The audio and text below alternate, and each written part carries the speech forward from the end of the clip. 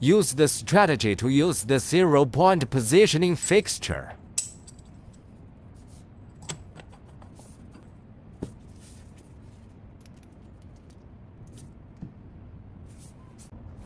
Insert the workpiece into the chuck, and then put it into the card holder to lock it.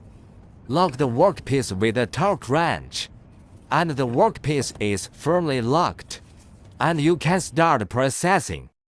Use the strategy to use the 0-point positioning fixture.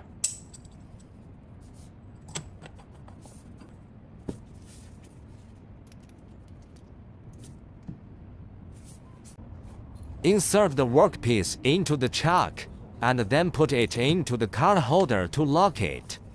Lock the workpiece with a torque wrench, and the workpiece is firmly locked, and you can start processing.